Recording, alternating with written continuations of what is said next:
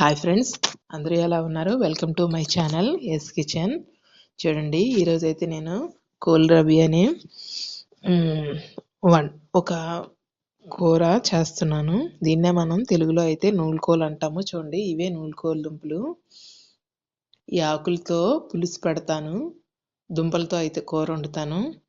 ఇదైతే పిల్లలకి పెద్దలకి చాలా మంచిది ఫ్రెండ్స్. ఇందులోన ఎక్కువ పోషక విలువలు ఉంటాయి. Magnesium, vitamin C, calcium, iron అన్నీ ఉన్నాయి ఫ్రెండ్స్ ఇందులోన. అందుకే ఇది మీ స్పెషల్గా నేను చేసి చూపిస్తున్నాను. చూడండి, ఇదైతే మన సైడ్ తక్కువగా వండుతారు.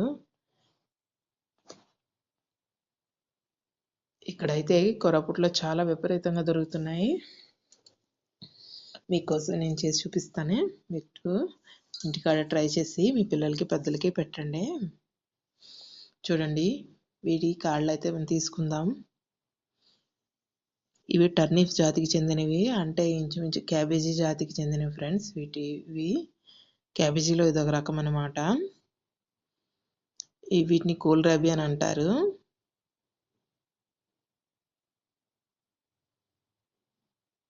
మన తెలుగులో అయితే నూలుకోలు అంటారు, మీకు తెలిసిందే కదా. చూడండి, మన సైడ్ అయితే చాలా తక్కువగా దొరుకుతాయి, తక్కువగా వండుతారు కూడా. అయితే చూడండి, తొక్కలు తీసుకోవాలి. బయట పీలర్ అంతా తీసుకొని ఇలా ముక్కలుగా కట్ చేసుకోవాలి. లోన అయితే దుంపలు గట్ట పిక్కలు గట్ట ఏమి ఉండవు ఫ్రెండ్స్. మనం ఎలా తెచ్చామో అలా కట్ చేసుకోవడమేని. చూడండి, చక్కగా గుండగా మనకి ఆనపకాయ ముక్కల్లా కనిపిస్తున్నాయి కదా. టేస్ట్ కూడా ఇంచుమించు ఆనపకాయ ముక్కల్లానే ఉంటుంది. ఈ తొక్కలు అయితే మనకి, ఈ ఆకులు అయితే మనకి ఏమంటే ముళ్ళంగి ఆకుల్లా కనిపిస్తున్నాయి కదా. టేస్ట్ కూడా ఇంచుమించు అలాగే ఉంటుంది. మీకైతే నేను ఇది చేసి చూపిస్తాను. చూడండి, ముందుగా ముక్కల్ని అయితే కొంచెం సేపు సిమ్లో పెట్టి ఆయిల్ వేసి, ముక్కలు శుభ్రంగా కడిగిన తర్వాత ఆయిల్ వేసి మగ్గనివ్వాలి ఫ్రెండ్స్. మూత పెట్టుకుంటే చూడండి, కొంచెం కడిగాం కదా, ఆ నీళ్ళు ఉంటుంది కాబట్టి సిమ్లో పెడితే అలా మగ్గుతుంది. ఆల్మోస్ట్ సెమీగా ఉడికిపోతుంది ఫ్రెండ్స్. చూడండి, ఇలా ఉడికిన తర్వాత ఇప్పుడైతే మనం వెల్లుల్లి, అల్లం గుండగా కట్ చేసుకొని కడిగిన తర్వాత అందులో చూడండి జీలకర్ర వేసుకున్నాం, ధనియాలు కూడా వేసుకుంటున్నాం. ఇలా వేసుకుంటే కూరలో ప్రత్యేకించి ధనియా పౌడర్, జీరా పౌడర్ వేయక్కర్లేదు ఫ్రెండ్స్. అందుకని నేను ఇందులో అల్లం వెల్లుల్లి పేస్ట్లోనే ధనియాలు, జీలకర్ర వేసుకుంటున్నాను. మనం కూరలో డైరెక్ట్గా గరం మసాలా పౌడర్ వేసుకుంటే సరిపోతుంది. ఒకవేళ మీరు ఇందులో కానీ వేయకపోతే వేరేగా ధనియాల పౌడర్, జీరా పౌడర్ అందులో వేయాల్సి ఉంటుంది. చూడండి, ఇప్పుడైతే ముక్కలు వేగిపోయాయి కదా, ముక్కలు పక్కకు తీసుకున్నాను. ఇప్పుడు అదే బాండిలో ఆవాలు, జీలకర్ర వేస్తున్నాను. ఆవాలు అయితే ఎర్రగా వేగాయి. ఇప్పుడు ఇందులో ఉల్లిపాయ ముక్కలు, ముందుగా మనం మిక్సీ జార్లో మిక్సీ చేసుకున్నాం అల్లం వెల్లుల్లి, ధనియా, జీరా పేస్ట్ని అయితే అందులో వేసుకుంటున్నాను. అలా వేస్తే దాంట్లో ఉన్న పచ్చివాసన పోతుంది కదా ఆయిల్లో మగ్గేసరికి. అందుకే ముందు వేసుకున్నాను. తర్వాత ఉల్లిపాయలు, పచ్చిమిర్చి కూడా వేసుకున్నాను. ఈ మూడు సిమ్లో పెట్టుకొని చక్కగా మగ్గనివ్వాలి ఫ్రెండ్స్, వేగనివ్వాలి. చూడండి, ఇలా వేగిన తర్వాత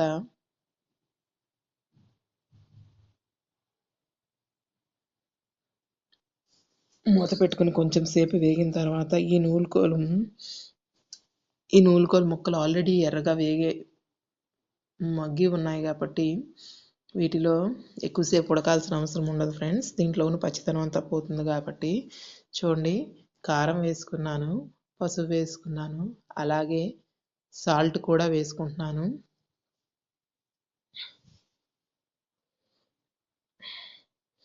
ఇప్పుడైతే ఈ శనగగుడ్లను అయితే మనం మిక్సీలో రుబ్బుకుందాం ఫ్రెండ్స్. ఈ పేస్ట్ ఇందులో వేస్తే దీని టేస్ట్ బాగుంటుంది. శనగగుడ్లు వేపి ఆ పేస్ట్ని వేస్తే చాలా రుచిగా ఉంటుంది. శనగగుడ్లు అయితే పచ్చిగా ఉంటే పచ్చి వాసన వస్తుంది. కొంచెం శనగగుడ్లు వేపుకొని మిక్సీ జార్లో రుబ్బుకొని మనం రుబ్బులా చేసుకొని చూడండి, వాటర్ వేసి ఇలా రుబ్బుకుంటే ఇలా వచ్చింది. దీన్ని అయితే దించే ముందు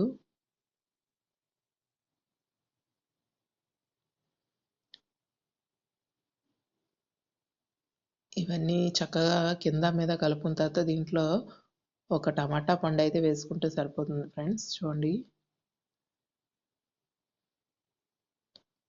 టమాటా కూడా ఎర్రగా వేగింది. మూత పెట్టుకొని మగ్గించాము చూడండి. మీకు ఆయిల్ తక్కువ అనిపిస్తే ఆయిల్ కొంచెం వేసుకోండి. నేనైతే వేసాను ఆయిల్ వెనక నుంచి. హైలో ఉండడం వల్ల మీకు అలా పొగలా కనిపిస్తుంది. ఇప్పుడు ఇందులో మనం గరం మసాలా పౌడర్ అయితే వేసుకుంటే సరిపోతుంది ఫ్రెండ్స్. ఆల్రెడీ ధనియా జీరా ఉన్నాయి కాబట్టి. లేదు విడిగా వేసుకుంటామంటే వేసుకోండి. ఎక్కువ మసాలా అయితే పిల్లలు తినలేరు కదా, అందుకని నేను తక్కువ వేసి చూపిస్తున్నాను. అలాగే ఎక్కువ ఆయిల్ ఉన్నా కూడా తినలేరు. చూడండి, శనగగుడ్లు మిక్సీ కొట్టుకున్నాం కదా, కొంచెం కచ్చా పచ్చగా కొట్టాను, అదైతే ఇందులో వేసుకున్నాను. చూడండి, వేడివేడిగా రెడీ అయిపోయింది నూలుకోలు కర్రీ. ఇప్పుడు వేరే బాండి పెట్టుకొని చూస్తుంటే నూరూరిపోతుంది కదా ఫ్రెండ్స్. టేస్ట్ అయితే అలానే ఉంటుంది, అంతే రుచిగా ఉంటుంది, ఎంతో ఆరోగ్యానికి మేలుకరం. నోట్లో పెట్టుకోగానే వెన్నలా కరిగిపోతుంది ఫ్రెండ్స్.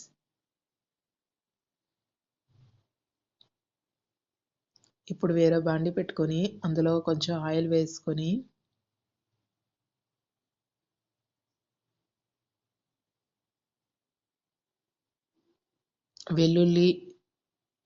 వెల్లుల్లి ఎండుమిర్చి వేసుకొని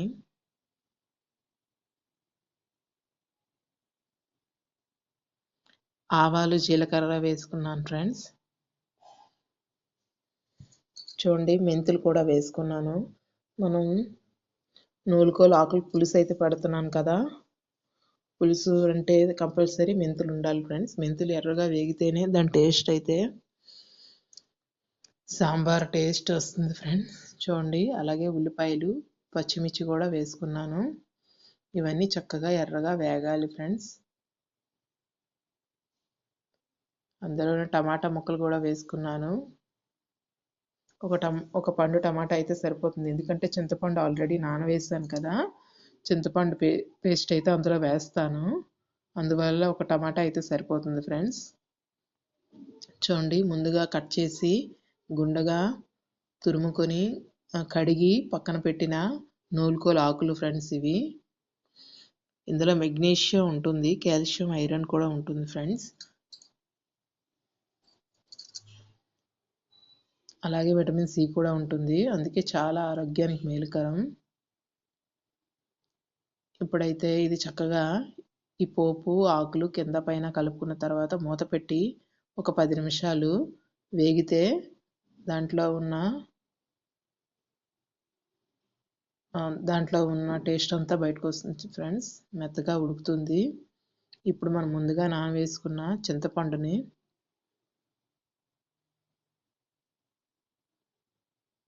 కొంచెం చింతపండు అయితే సరిపోతుంది ఫ్రెండ్స్. మనం పప్పుకి సాంబార్కి ఎంత వేసుకుంటామో అంత ఎక్కువ అయితే అవసరం లేదు.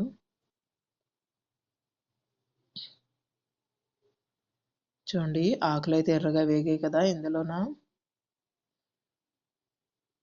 కారం, పసుపు,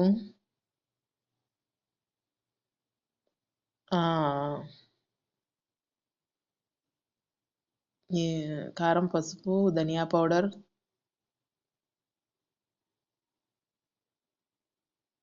ఉప్పు, గరం మసాలా పౌడర్ వేసుకుంటున్నాము. అలాగే మనం ఇందాక రుబ్బాం కదా అల్లం వెల్లుల్లి పేస్ట్, అది కూడా కొంచెం వేసుకుంటాను ఫ్రెండ్స్, అప్పుడే దాని రుచి అయితే బాగుంటుంది. చూడండి, ఇప్పుడైతే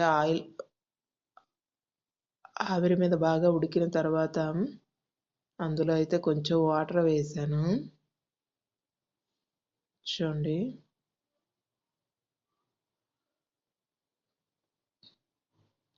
ఇప్పుడైతే ఐలో పెట్టుకొని మూత పెట్టుకుంటే చక్కగా బాగా ఉడికింది. చూడండి, ఆయిల్తో పాటు నీళ్ళు కూడా చక్కగా పీల్చేసాయి.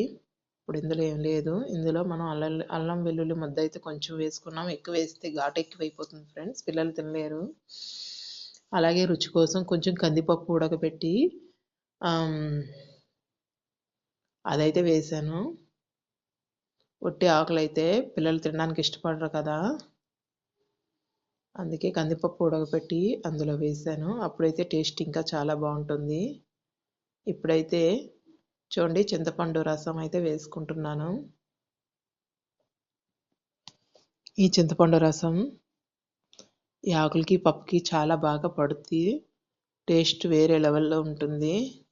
ఒక్కసారి తింటే మళ్ళీ మళ్ళీ కావాలంటారు, అంత చక్కగా ఉంటుంది.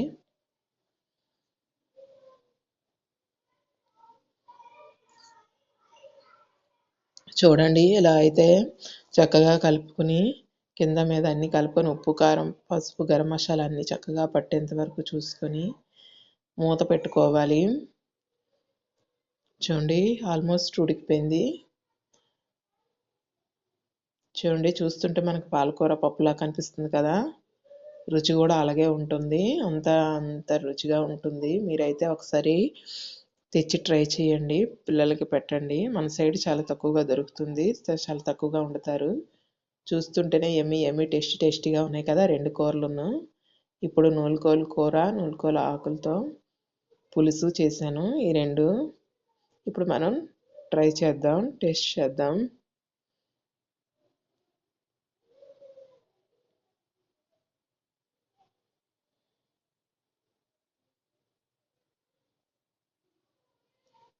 చూస్తుంటేనే ఎంత నోరూరిపోతుంది కదా ఫ్రెండ్స్. టేస్ట్ కూడా అంతే బాగుంది.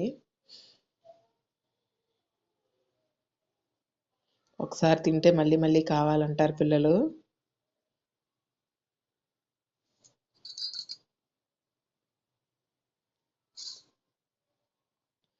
ప్లీజ్ ఫ్రెండ్స్ నా ఛానల్